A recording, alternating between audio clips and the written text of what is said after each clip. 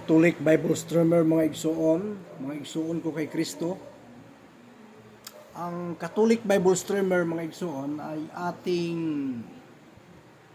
hinihimay-himay yung kanyang salita ng ating Panginoon. Ito yung salita na ang Panginoon ay ma-repress sa ating sarili, no? Yung Panginoon ay magkakaroon ng buhay sa ating sarili. Sabi ng ating Panginoon, sapagkat ikaw ay templo ko mga igsoon. Ikaw ay templo ko mga igsoon. So ang Panginoon na maraming mga taong hindi na nagsisimba mga igsoon. Maraming taong hindi na nagsisimba.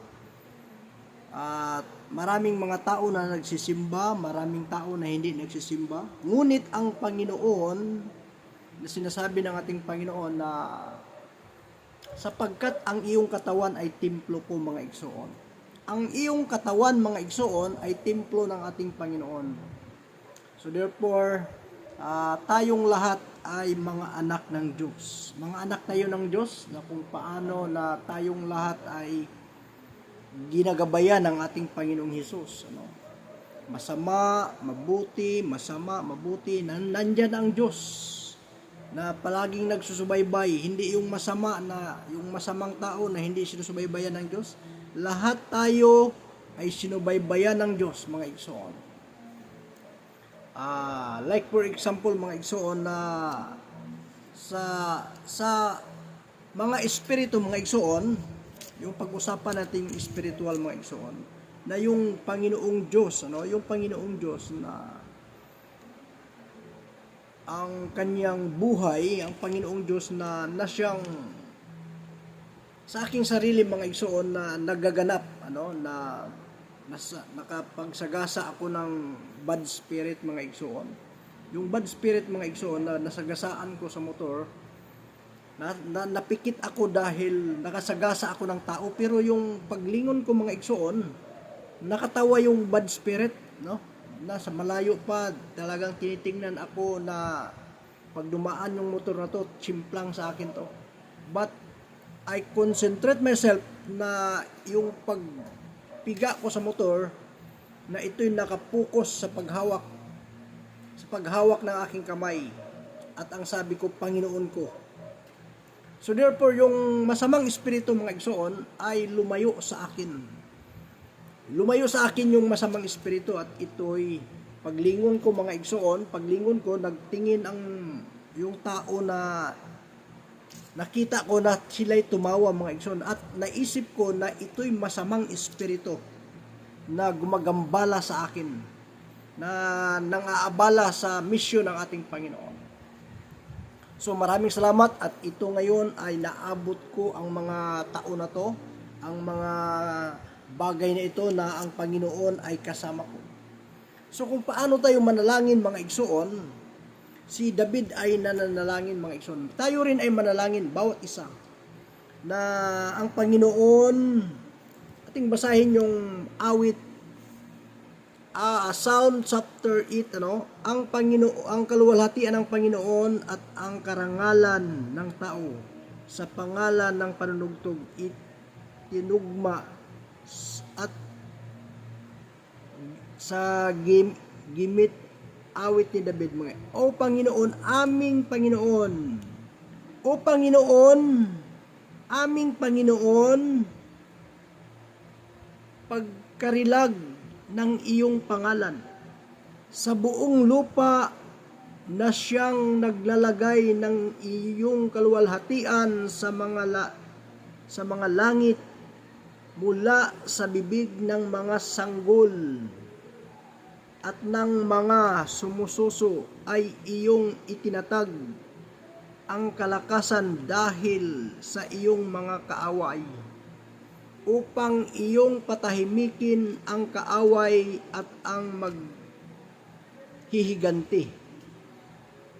Pagka binubulay ko ang iyong mga langit, ang gawa ng iyong mga daliri, ang buwan at ang mga bituin ng iyong inayos. Ano ang tao upang iyong alalahanin? Siya at ang anak ng tao upang iyong dalawin siya. Sapagkat iyong ginawa siyang kaunting mababa lamang kaysa Diyos at pinaputungan mo siya ng kaluwalhatian at karangalan.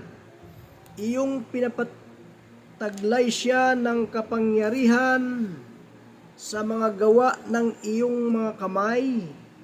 Iyong inilagay ang mga gawa ng iyong mga kamay, lahat ng mga bagay sa ilalim ng kanyang mga paa, lahat na tupa at baka, uo, at ang mga hayop sa parang, at ang mga ibon sa himpapawid, at ang mga isda sa dagat, anumang nagdaraan sa mga kalaliman ng mga dagat.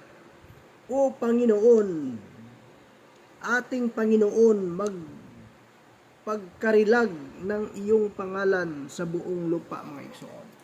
So therefore, ang Panginoon, lagi tayong mananalangin, mga igsoon, sapagkat ang Panginoon ay Panginoon.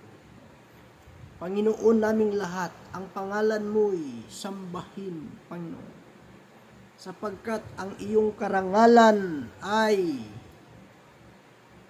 sa langit at sa lupa, ang iyong karangalan, ang iyong pangalan ay marilag, mga igsoon. Yun ang sabi sa awit ni Solomon, mga igsoon, na kung paano ang si David, mga igsoon, na umawit, na kung paano umawit si David, dapat ganun din tayo. Kung paano umawit si David, ganun din tayo umawit, upang biringgin ng Diyos yung ating mga awit, mga igsoon. Si David ay nag-awit tungkol sa kanyang Panginoon, mga igsoon. Yung Panginoon ni David ay Panginoon ko. Yung Panginoon ko ay Panginoon ni David. So therefore, mga igsoon, tayong lahat ay magpupuri sa ating Panginoon sa ngayon. Ating purihin ang Panginoon, ating pasalamatan ang Panginoon, ating bigyan ng pasasalamat ang Panginoon sa pamamagitan ng ating Panginoon. Siya ay ating papurihan, mga igsoon, dahil siya ay mabuti, mga igsoon. Maraming salamat, mga igsoon, na tayo'y umabot sa panahong ito, mga igsoon, at ang Panginoon ay naway siya ay nagbibigay sa atin ng magandang panahon sa ngayon. Ang Panginoong Jesus, yung Panginoong Jesus natin na siyang ating sinasamba sa ngayon, mga igsoon, na ating pasasalamatan ang ating Panginoong Jesus sa pangalan niya. Naway siya ang ating Ama na ng lahat ng mga sumasampalataya sa ating simbahan, mga igsoon, na ang Panginoong Jesus, yung Panginoong Jesus, mga igsoon, sinabi ng ating Panginoong Jesus, Ama, salamat sapagkat ang pangalan na ipinagkaloob mo sa akin ay sinasamba kanila. So parangalan mo na ako, Ama, sapagkat ang pangalan mo ay pinarangalan sa lupa. So maraming salamat sa ating Panginoon, sa ating Panginoon na siyang nagdala sa pangalan ng kanyang Ama sa lupa. God bless everyone. Mabuhay tayong lahat.